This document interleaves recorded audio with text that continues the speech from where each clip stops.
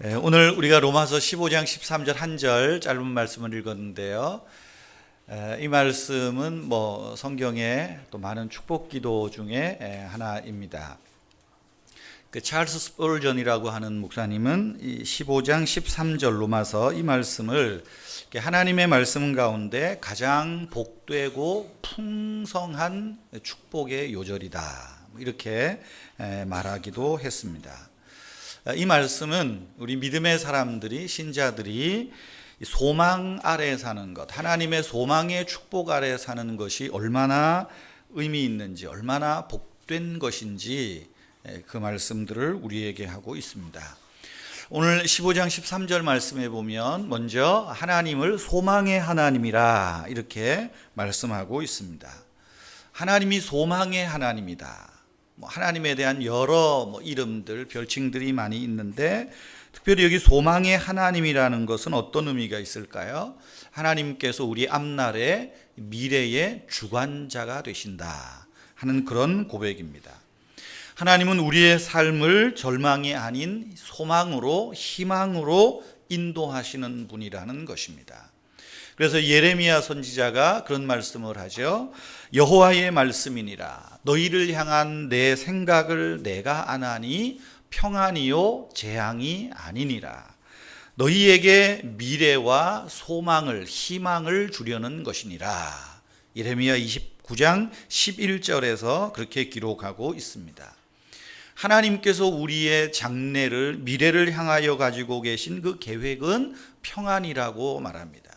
하나님이 우리에게 가지고 계신 계획은 그 장래, 미래요 희망이라고 하는 말은 또 다르게 말하면 우리에게 비전을 심어주시고 소망을 주신다 하는 그런 말씀입니다. 때문에 하나님을 믿는 신자들은 보다 미래지향적으로 살아야 됩니다. 현세 중심적이거나 아니면 과거에 매이는 삶이 아니라 미래 시제로서 미래지향적으로 살아야 한다는 말입니다. 우리가 미래 시제로 산다고 해서 우리 신자들이 그 과거를 송두리째 부인하거나 과거를 잊으라는 말이 아닙니다. 과거를 묻지 마세요. 과거를 묻지 말라는 게 아니고 과거도 물어야 됩니다. 여러분, 우리가 과거에 살지는 않지만 우리가 과거를 송두리째 부정한다면 심각한 문제가 발생할 거예요. 여러분, 어떻게 보면 우리의 과거가 없으면 그것도 문제죠. 그러나 여러분, 말하고자 하는 것은 무엇입니까? 우리의 삶을 과거에 묶어두지 말고 오히려 이 과거를 디딤돌로 삼아서 앞으로 나아가는 삶, 이것이 미래시제라는 것입니다. 그런 면에서 우리 신자들에게 있어서 과거는 어떻게 보면 우리를 묶어두는, 그 자리에 묶어두는 닻이 아니라 우리의 갈 길을 인도하는 방향타입니다. 우리의 과거가 오히려 우리의 앞 길을 갈 수 있도록 제시하는 또 다른 방향타가 될 수 있다는 것입니다. 때문에 지혜로운 사람들은, 믿음의 사람들은 과거에서 배우고 현재를 살아갑니다. 현재를 살아가는데 그 힘은 과거의 지식뿐만이 아니라 오히려 그 과거를 디딤돌 삼아서 미래, 우리의 앞날에 대한 소망, 그것이 현재를 살게 하는 원동력이 되어야 된다는 것입니다. 때문에 우리 소망의 하나님을 믿는 사람들이 미래 시제로 산다는 것은 하늘의 관점에서 우리의 현실을 바라보는 것입니다. 미래의 빛에서 오늘을 살아가는 것, 이것이 소망의 하나님을 믿는 신자들의 삶이라는 것이죠. 때문에 아무리 우리의 형편과 상황이 어려워도 절망하거나 포기하지 않고 오히려 주의 말씀대로 너희를 향한 나의 생각은 평안이요 재앙이 아니라 너희의 장래에 소망을 주려는 것이니라. 예배 중이라고 하세요. 예. 소망을 주시는 것이라, 이 약속을 가지고 나아가는 것이죠. 그러면 여러분, 오늘 본문 말씀에서 소망의 하나님이 우리에게 주시는 축복이 있습니다. 그 축복이 무엇입니까? 첫째로는 소망의 하나님이 우리에게 주시는 복은 기쁨이라는 것입니다. 여러분, 우리가 기쁘다, 또 다른 표현을 행복이라고 하는 표현을 쓰겠죠. 행복이라고 하는 감정은 대개 상황에 따라서 좌우됩니다. 일이 잘 풀리면 행복한 것 같고, 일이 잘 풀리지 않으면, 상황이 꼬이면 우리는 불행하다고 그렇게 느낍니다. 그리고 그것 때문에 우리의 기쁨이 들락날락합니다. 조석지변으로 기쁨이 변합니다. 그러나 하나님이, 소망의 하나님이 우리에게 주시는 기쁨은 상황에 따른 기쁨이 아닙니다. 보다 근본적인 걸 주시는 거예요. 사도 바울이 로마 감옥에서 쓴 서신 중에 하나가 빌립보서입니다. 빌립보서의 주제를 우리는 기쁨이라고 말해요. 여러분, 바울이 빌립보서 2장에서 그런 말을 해요. 내가 기쁘니 너희도 나와 함께 기뻐하라. 그렇게 말합니다. 내가 기쁘대요. 감옥에서 지금 자유가 억압당해 있고, 오히려 예수를 믿는 믿음 때문에 지금 자기의 자유가 제한당하고 있는데, 그럼에도 불구하고 말하는 겁니다. 내가 기쁘니 너희도 나와 함께 기뻐하라고 말해요. 바울이 이야기하는 그 기쁨은 상황이 준 기쁨이 아닙니다. 그의 형편이 준 기쁨이 아니에요. 빌립보서 1장 21절에 말합니다. 내게 사는 것이 그리스도니 내가 기쁘다는 거예요. 내 안에 그리스도가 있기 때문에, 내 안에 하나님의 능력이 있기 때문에 내가 기쁘다. 그러니 나와 더불어 기뻐하자. 그리스도가 내 장래의 미래의 소망이기 때문에 기뻐한다는 것입니다. 소망의 하나님이 기쁨을 주신다는 말은 다르게 말하면 하나님 자신을 우리에게 주신다는 것입니다. 하나님 자신을 주시는 거예요. 그저 선물 하나 주고 사탕 하나 주는 게 아니라 하나님 그분 자체를 주시는 것입니다. 여러분, 어린 아이들일수록 선물 자체에 관심이 많습니다. 오늘 같은 설날이 되면 어떠죠? 아이들이 세배를 합니다. 부모님들에게, 또 할아버지 할머니들에게 세배를 하죠. 아이들이 세배를 하고 그 다음에 눈은 어디로 가 있을까요? 손에 가 있습니다. 왜 이렇게 빨리 안 꺼내는 거야? 손주들이 여러 명 쭈르륵 하면 이 똑같이 줘야 되는데, 이제 뭐 애들이 고등학교 뭐 좀 틀리잖아요. 자, 끝나면 구석방에 가서 야, 얼마냐? 오늘 너 얼마 줬냐? 자, 또 계산하잖아요. 계산해가지고 예스. 우리 지금 막내는 들떠 있습니다. 이 세뱃돈 받으면 뭘 살 게 있대요. 뭘 살지 모르겠지만 살 게 있다고 들떠 있습니다. 명절 때가 되면 오직 기쁜 건 하나입니다. 얼마를 버나 이거죠. 얼마를 버나. 당연한 거죠. 그런 아이들이 철이 들고 이제 어른이 돼가고 그러면 어떻습니까? 뭐 부모님이 얼마를 주느냐 이것보다 더 중요한 건 뭐예요? 부모님 그 자체가 기쁜 거죠. 부모님 그분 자체가 살아계셔서 기쁘고 건강해서 기쁘고 그 자체가 기쁜 거예요. 제가 주보에 7번 방의 기적을 써놨는데요. 명절 때 가서 보시면 좋을 것 같아요. 감옥에서 제일 마지막 사형 앞두고 그런 말 하죠. 그 똑똑한 예승이라는 딸이 아빠한테, 정신지체 아빠잖아요. 저를 세상에 있게 해주셔서 감사합니다. 그러니까 유승용이라는 배우가 또 그 아이 보고 그러죠. 내 딸이 때 주셔서 감사합니다. 뭐 그래요. 연기가 안 되네. 가서 보세요. 보세요. 좀 가서 눈물이 메마르신 분은 좀 가서 눈물도 펑펑 쏟고, 나는 안 울란다 그러면 다이하드를 보시든지, 베를린을 보시든지. 그 자체죠, 자체. 하나님 그 자체의 기쁨, 하나님 그분이 우리에게 주시는 구원과 영생의 이 기쁨, 이것을 주신다는 거예요. 여러분, 하나님이 주시는 부스러기 은혜로 기뻐하시겠습니까? 하나님이 나를 위해 주신 독생자를 기뻐해야 됩니다. 그분의 십자가의 사랑을 기뻐하고 감사하십시다. 하나님의 그 사랑, 그것이 우리에게 기쁨이라는 거예요. 다윗이 말하죠. 내 영혼이 여호와를 즐거워하며 나의 구원함을 기뻐하리로다.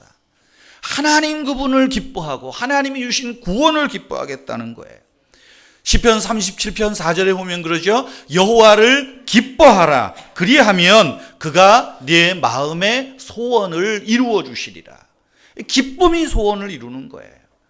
아이고 왜 이렇게 나는 안 되나가 아니라 내 하나님 여호와를 기뻐하라. 그가 내 마음의 소원을 이루어 주시리라. 소망의 하나님이 우리의 기쁨의 근원이 되는 거예요. 이 자신을 주시고 있다는 것입니다. 두 번째 소망의 하나님이 주시는 것이 무엇입니까? 평강의 복입니다. 지난 주일에 민수기 6장 21절부터의 말씀, 아론의 축복을 설교할 때도 말씀드렸죠. 여호와는 그 얼굴을 내게로 향하여 드사 평강 주시기를 원하노라. 예수님께서 십자가 죽음을 앞두고 그 마지막 만찬을 제자들과 나누면서 하신 말씀도 동일합니다. 내가 너희에게 평안을 주노니 곧 나의 평안을 너희에게 주노라.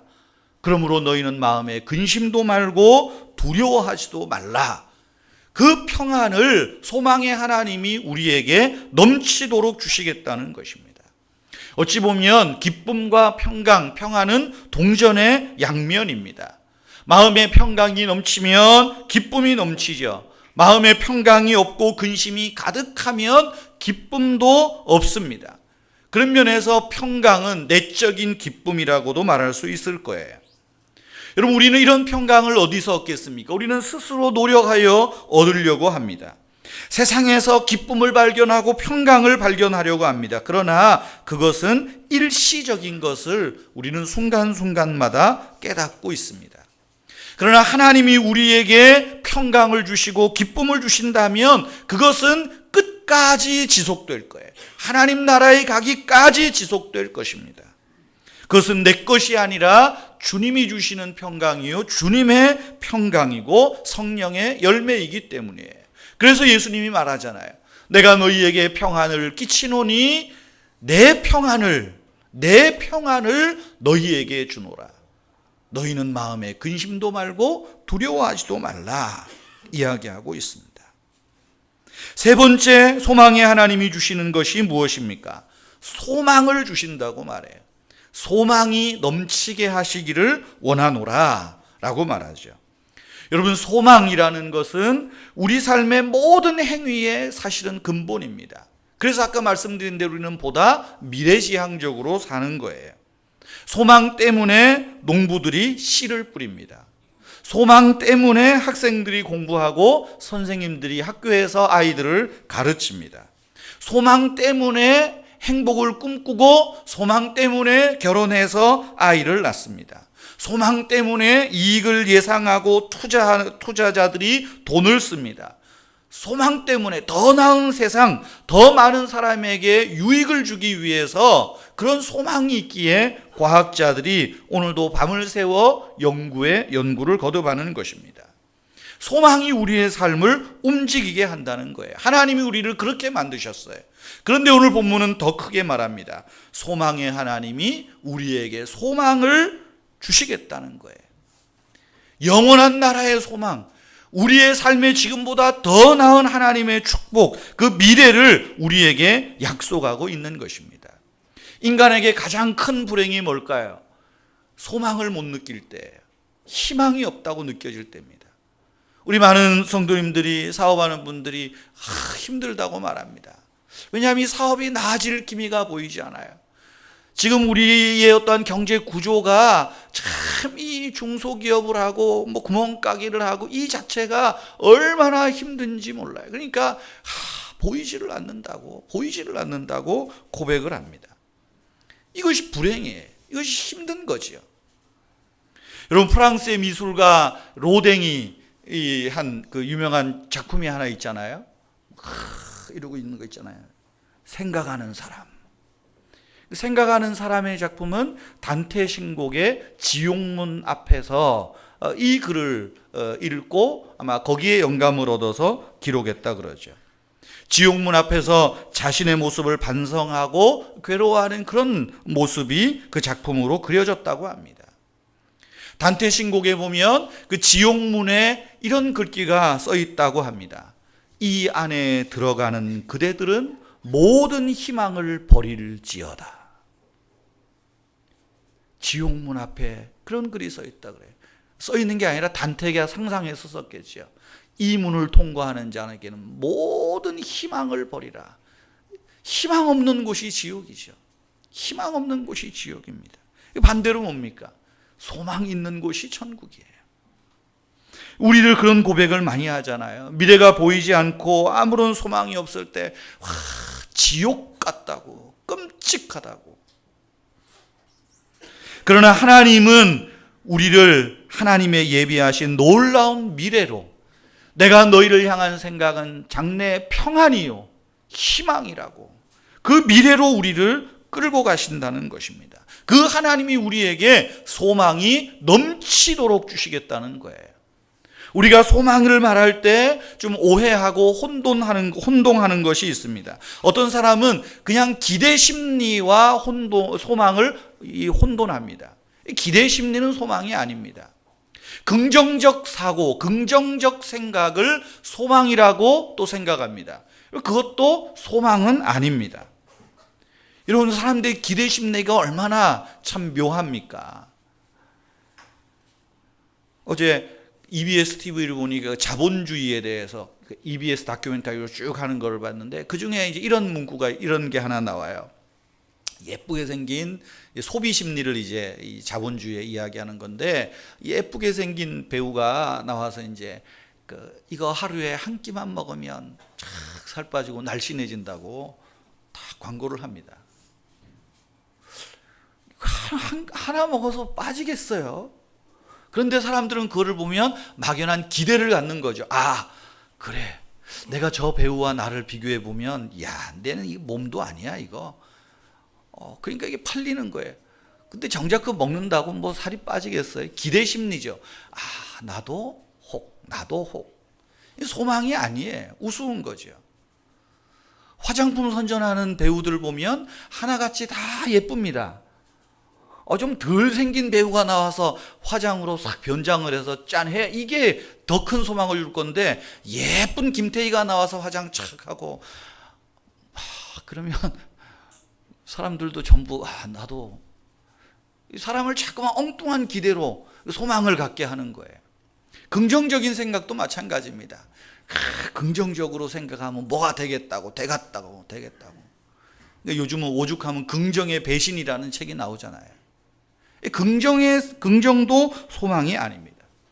그래서 알렉산더 포프라는 사람은 그런 말을 했어요. 이 기대 심리, 소망의 어떠한 허구성에 대해서, 세상의 소망의 허구성에 대해서 이런 말을 합니다. 아무것도 기대하지 않는 자는 복이 있나니 그는 결코 실망하지 않으리라. 참 멋진 말 같아요. 아무것도 기대하지 않는 자는 실망하지 않는데, 그래서 복이 있답니다. 여러분, 그렇다고 해서 우리가 미래에 어떤 기대도 없이 산다면 얼마나 삭막하겠어요.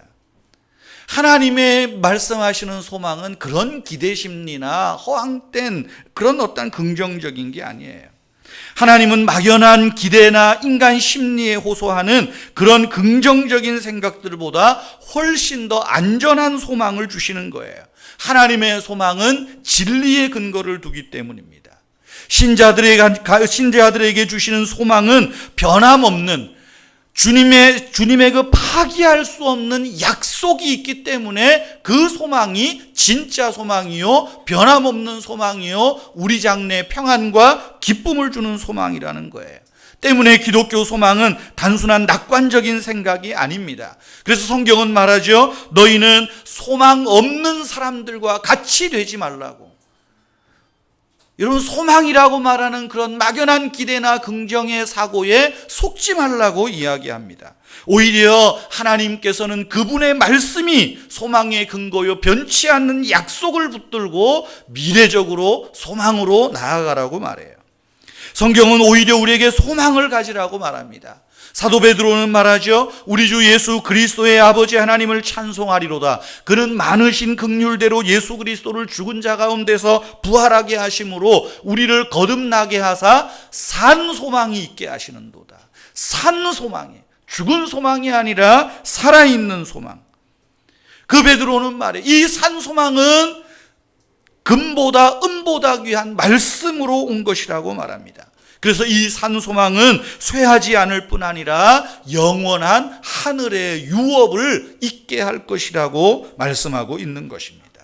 이 소망, 변치 않는 하늘의 소망, 하나님의 구원의 소망 뿐만 아니라 우리의 삶이 때로는 공허하고 절망스러운 상황이 오더라도 하나님이 이 뒤에 우리를 예비하신 더 맛있는 포도주, 더 나은 포도주의 인생을 우리에게 소망으로 약속한 것을 믿으시기 바랍니다. 여러분, 2013년을 시작하면서 뉴스를 듣거나 이런저런 이야기를 들으면 우리 같은 서민들의 삶은 더욱 각박해지고 힘들 것이라고들 말합니다. 그런 뉴스를 들으면 깊어지는 것은 한숨이고 주름살 뿐입니다. 미래가 보이지 않아서 절망스럽습니다. 그런 우리들에게 하나님은 말씀합니다. 너희의 장래에 소망을 주려는 것이니라. 너희의 장래에 주고자 하는 건 내가 평안이라고 말하고 있어요. 미래가 안 보이십니까? 여러분에게 미래가 있습니다. 하나님이 여러분에게 평안과 기쁨과 소망을 약속하셨기 때문입니다. 여러분의 삶에 기쁨을 주는 포도주가 떨어졌다고요? 낙심하지 마십시오. 여러분의 상황을 역전시켜서 더 나은 포도주, 더 값진 포도주 인생으로 여러분을 변화시켜 줄 믿습니다. 여러분, 한 가지 더 부연하고 싶은 것이 있어요. 오늘 본문 말씀에 보면 이 소망의 하나님이 기쁨과 평강을 주시는데 어떻게 주십니까? 믿음 안에서 성령의 능력으로 넘치게 주시겠다는 거예요. 믿음 안에서. 아마 이것은 우리가 하나님을 믿는 믿음이에요. 우리의 책임이에요. 그리고 하나님의 능력을 한 말은 무엇입니까? 하나님이 이것을 주시겠다는 거예요. 주시는데 어떻게 주세요? 넘치게, 충만하게. 두 번 나오죠? 넘친다, 충만한다. 같은 의미예요. 하나님이 모든 기쁨과 평강을 믿음 안에서 충만하게 하신다고. 하나님이 우리의 믿음을 보시고 믿음 안에서 이 모든 것을 누리도록 하시겠다는 것입니다. 믿음 안에서라는 말은 무엇입니까? 오직 주 예수 그리스도를 믿음으로 산다는 여러분 그 결심이에요. 믿음 안에서 내 안의 감정이나 주변 상황이나 어떤 막연한 기대 심리가 아니라 하나님의 말씀에 순종하겠노라고, 하나님이 내 인생의 전부라고 하는 그 믿음이 있을 때 그 믿음 안에서 하나님이 기쁨과 평강과 소망을 넘치게 주시겠다는 것입니다. 아브라함이 그랬어요. 요셉이 그랬습니다. 홍해 앞에선 모세가 그랬고 골리앗 앞에선 다윗이 그랬습니다. 그들이 믿음 안에, 하나님의 믿음 안에 있을 때 하나님께서 그들에게 역사하심으로 기쁨과 평강을 주신 줄 믿습니다. 여러분, 오늘날 우리의 삶에는 믿음으로 산다, 믿음 안에 산다, 별 인기 없습니다. TV만 틀어봐도, 서점에 나가봐도 온갖 하는 자기계발서들이 뭡니까? 너 자신을 신뢰하라는 거예요. 그대는 유능하고 할 수 있는 가능성이 많은 사람이니까 자기 자신을 충분히 신뢰하라고, 자존감을 회복하라고. 자존감 회복해야 돼요. 그러나 누구 안에서의 자존감입니까? 예수 없으면 우리는 아무것도 아니에요.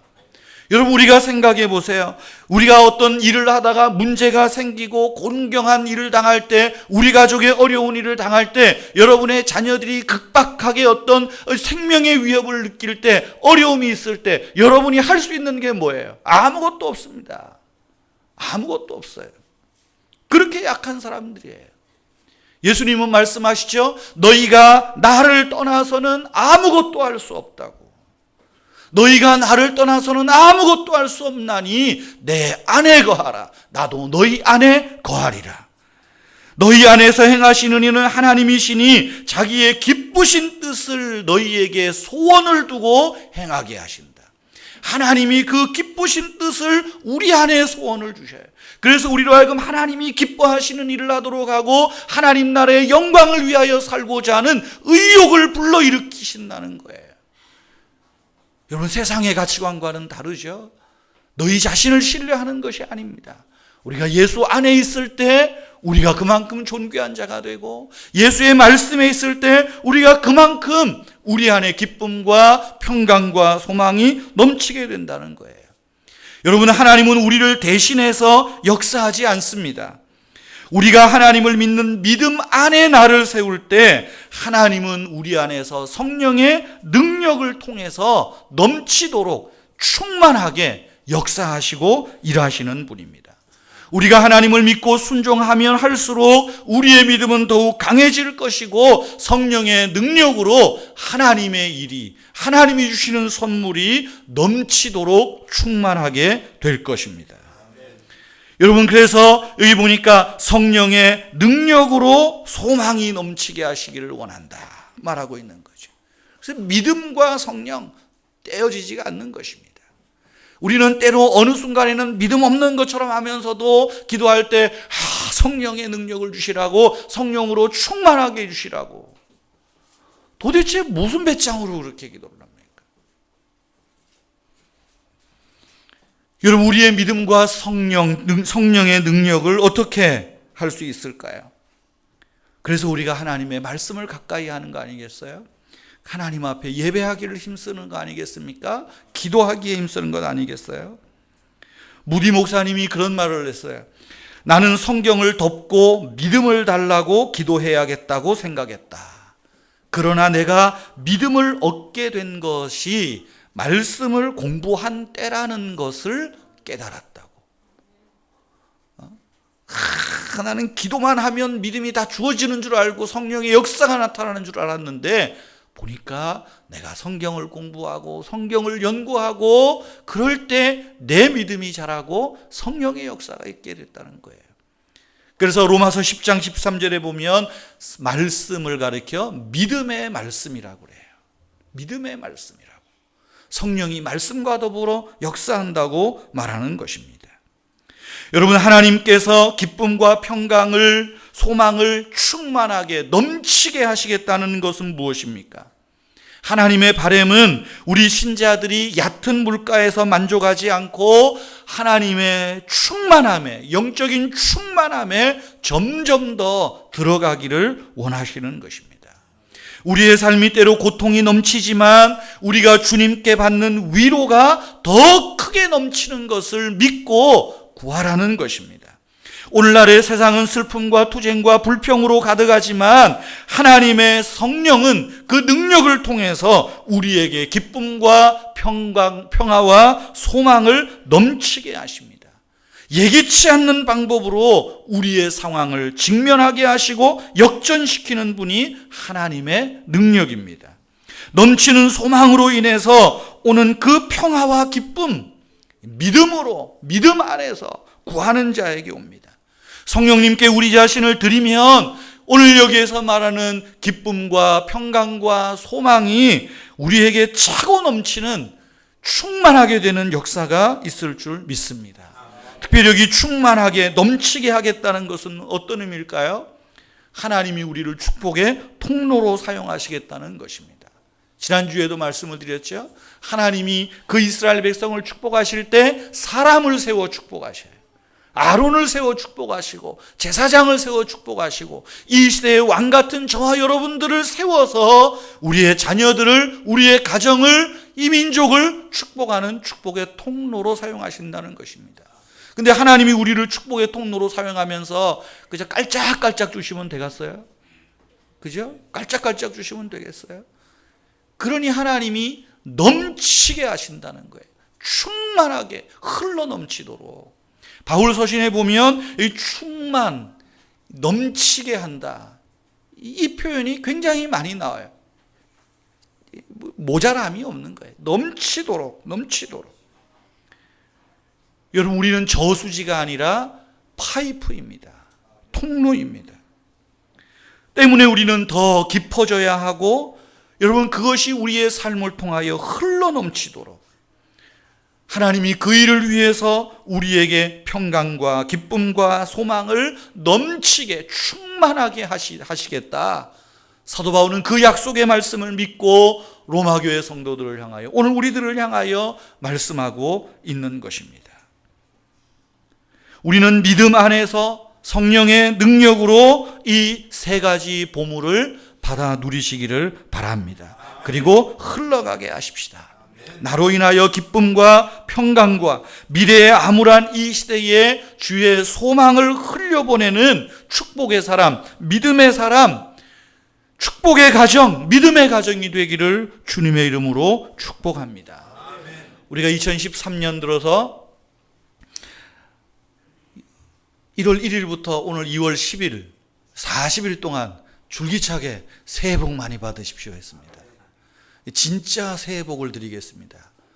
그 말씀이 오늘 로마서 15장 13절 아니겠어요? 저는 오늘 이 말씀으로 여러분들에게 새해 인사를 하고 축복하기를 원합니다. 올해에도 소망의 하나님이 모든 기쁨과 평강과 소망을 충만하게 넘치게 하시기를 원합니다.